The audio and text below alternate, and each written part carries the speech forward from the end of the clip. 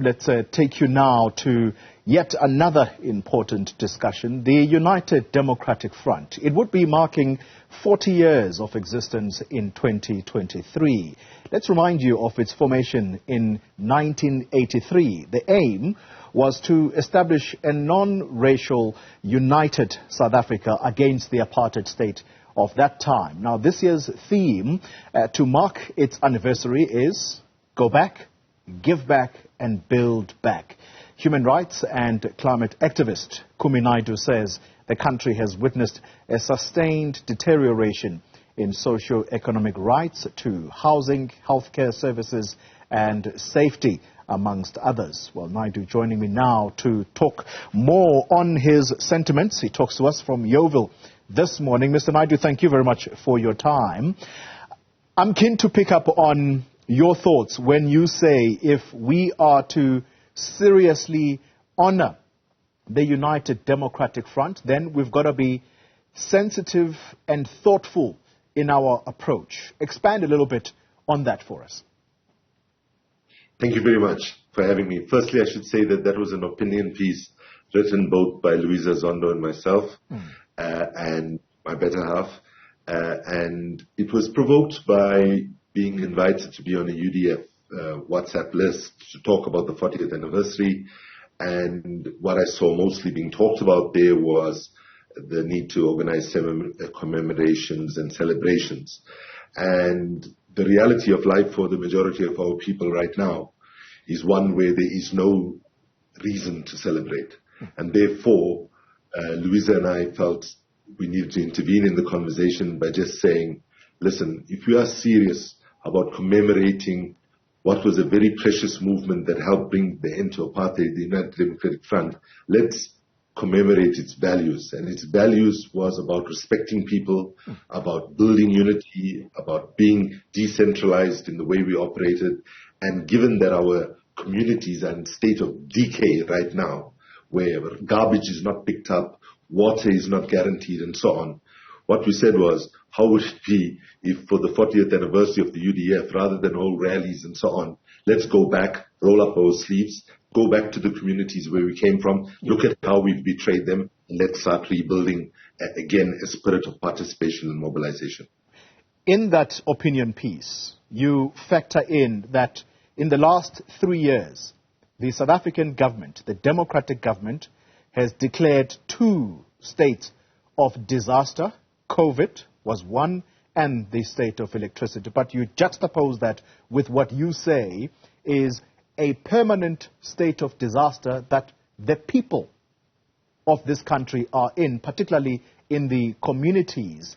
What do you suggest can be done? I've just heard you when you say, let's go back to those communities. How different should this approach be? So firstly, people must dissuade themselves of the idea that right now our municipalities, our provincial government, or our national government are able to deliver everything that we justly need because of the extent of looting, corruption, and mismanagement that we've had, right? So therefore, what we are saying is that, of course, in every municipality, in every provincial government, in every national ministry, there are to be found good, decent people who are still trying to hold the line and trying to do good. The challenge now is for communities to organize themselves and to be able to bring out the best in those that we can find in the different municipalities. So we live in Yeoville, and right now our garbage is not picked up properly. We have ongoing water problems. We have safety issues. Our lights are not fixed, and so on.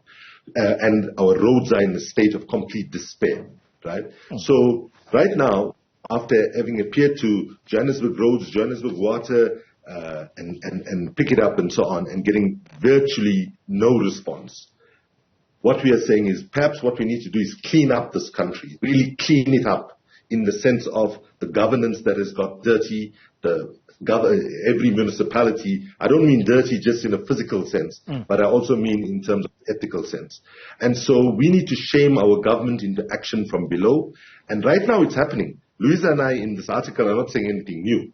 throughout the country, people have a heart full with what they are seeing that government can deliver, and they are beginning to organize themselves to take action to fix problems. So where there are people in government, in municipalities and in entities like Pick It Up who want to work with us, who want to build our roads and fill the potholes, of course we'll embrace it. But the message we're saying to people is we would be foolish to wait for our government to deliver when they have shown no political will to do so. Yeah. In that article, there is a particular topic under which you say this is a moment of change. And you remind me of a party that's recently been formed, Rise Mzansi, whose campaign slogan is 2024 is our 1994.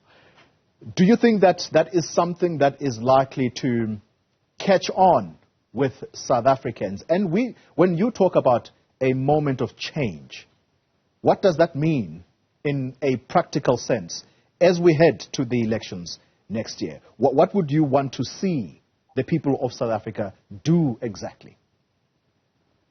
So first, I think we have to go back to the moment of 1983, actually, when the UDF was formed. And there was a spirit then where things are really bad in the country and we need to come together across racial lines, class lines, gender lines, provincial lines, linguistic lines, and so on. We are in that same movement now. We must recognize as South Africans, we have to pull together and reorganize ourselves and have the level of participation we had in 1994. The mistake that we made was we demobilized our people, and the ANC must take responsibility for this. And what we saw was people who were active citizens actually became demobilized. In fact, I've argued that there was more democratic participation under apartheid than we actually have right now in terms of people really taking control, building people's parks and so on. In terms of the political process, right, I'm saying there's a link between what we do locally and what happens nationally.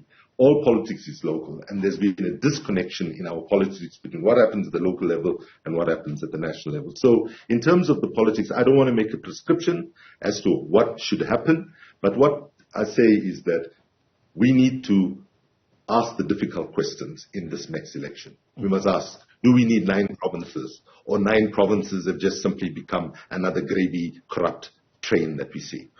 There was a debate to reduce the numbers of provinces. Let's have that debate.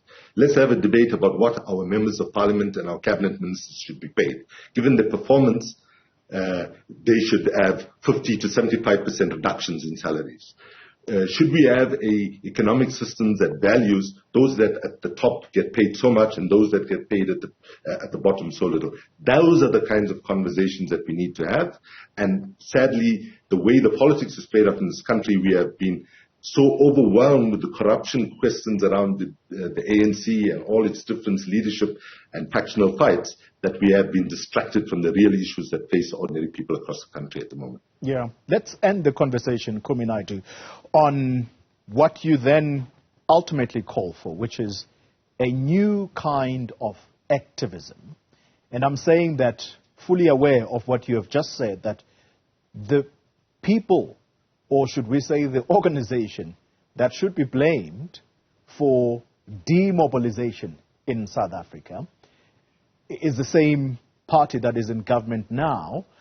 What kind of a new activist do you think could arise in South Africa today? And why is it, by the way, that activist, the activist citizenry has just gone dead in South Africa? First, I think it's important to say that even though it's reduced, we shouldn't say it's gone dead. Right. There are people being killed in our country, right now. Standard Bank, for example, supports the coal project in KZN, where activists have been killed, for example, right? So let's just be clear. People are fighting all around the country for economic justice, social justice, climate justice, and so on. But the scale of it needs to be back at what we had during the liberation struggle, given where the country is right now. But what's important is that people ask difficult questions, right? People must ask. And it's not only about the ANC. Not any other political party has questioned the pay levels of cabinet ministers and of members of parliament, for example. None of them have questioned, do we need such a bloated bureaucracy?